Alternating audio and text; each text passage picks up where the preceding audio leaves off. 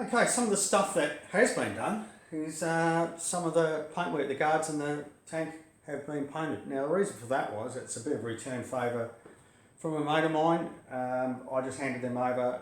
He finished it all off. He just did the lot. So it's a rear guard. Obviously, there's a reflector that fits in here, and you'll see in the pictures that I had to do some weld repairs where these guards were actually cracked. So I couldn't leave them the way they were. I came very close with this bike to not painting it, but there was weld repairs and things like that to do on this, and as soon as you do that, well, it's stuff.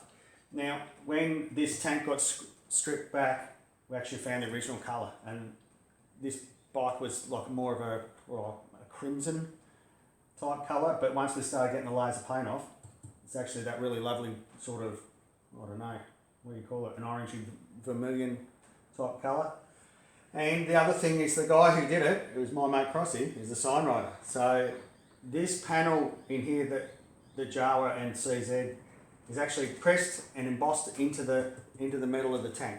So he's gone through and just repainted all that detail in, and it's also, that's hand pinstriping, hand gold pinstriping.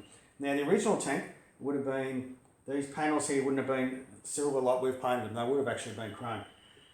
But for, $600 to get the tank chrome plated, then you've got to paint and all that, it's starting to get a bit up there. And I think it looks fantastic the way it is. I think he's done a sensational job. It looks great. That's why this is here to wrap it up, so nothing touches it. Didn't even bother about getting the fuel cap replated. I mean, parts of these Jawas are dirt cheap. They really are cheap. So that's a brand new fuel cap. So some of the stuff's already done, but the rest of the stuff, frame and things like that, it's blasting, and they'll have to be blasted and painted. So swing arm and all that sort of stuff, forks, the headlight nacelle and all that. So we'll keep progressing with that. Okay, so this is some of the range of parts that I've already got in for this bike. I'm really surprised at the range of stuff that you can get for these. Not only that, they're really cheap. So if you're considering getting into a pretty cheap vintage classic style of bike, I mean, really consider a Jawa. The whole range of stuff that they get is really, really incredible and good price. Down underneath, obviously we've got some more brand new rim ready to go. Further down, that's our handlebars and the front mudguard stay. That's our tank wrapped up in there. And up on that shelf there is our front mudguards all wrapped up. So as I refurbish parts, obviously I'll bring them over here, and they'll sit here waiting to be assembled and all the assemblies put together. Engine components, and a tail light sitting in there as well. So this is the way it looks as I finish it off. You can just see over here on the side of the casing there, that was in here is where your big alternator sat. That's broken out, so I've got to fix that up. This bike I'll actually make an electronic ignition with my own components to suit it. And as you can see, there's a bit of rust from the primary drive side that have to be blasted off. Most of the gear faces and everything look pretty good. So that's our swing arm headlight shell and everything over there ready to go away and be blasted and painted. I've partially pulled down the forks so I can get the fork shrouds off so they can be painted. Barrel over there, which is in pretty good nick. Fork springs in the rear, forks pulled apart. Primary cover, clutch cover. Some of the plunger components over here in the bag. And that's where we're at. Obviously a fair bit of work to get all that stuff up. I've had a little bit of a go here, just having a bit of a polish there to see how it'll come up. It'll come up really good. I was lucky enough, a mate of mine actually gave me another brake backing plate, because one of the ones that I've got, they've actually butchered off where the cable locates into it here. They've just simply cut it off. So that's as handy as a plastic pick, I can tell you. So lucky enough, I got another one of those. There's the old reflector for the rear mudguard, but I've got a new one of those ready to go in. Alrighty.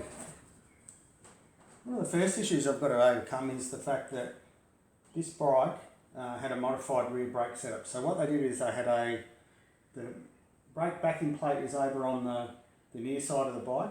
So they had a shaft welded on here, that you would have seen, a pedal and a shaft. Sorry, they had a pipe welder across here with a shaft through it with a brake lever and then another lever on the other side with a push rod to the existing brake, which is not even remotely close. Now, what they've also done was whatever this bracket did, they've actually cut it off. So what I've had to do is, they had bits of pipe in here, whereas you can buy these, like your foot pegs actually bolt up to that. You can buy these off the shelf. I was going to start making them. I mean, it's not. I think they were $25 a pair or something ridiculous like that. So you wouldn't bother.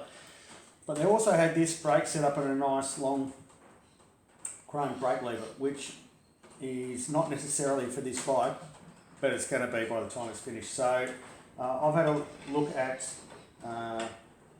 You can see here the clevers for the brake cable to locate into. So that, luckily enough, and it's more good luck than good management, lines up with that. So the cable actually connects to this, does a loop around and heads back to the brake backing plate. So I've got to modify the angles on these two plates here, just give them a bit of a twist, and I'll have to drill that out so I can bolt it up to here. But just looking at pictures that were on the net and things like that, I'm going to be pretty close, and this is going to work, which is a really good outcome, because I mean it looks Jawa-esque because it's off a Jawa, but otherwise I would have had to go into the whole trouble of fabricating something absolutely new from scratch. So we'll keep persisting. I've got to get all this done, obviously, so when I send everything away to get blasted and painted, they can all get blasted and painted together. Okay, the dry fit up of our footrest supports don't quite line up on the hole, pretty close though, so we'll just give it a clean out of the top.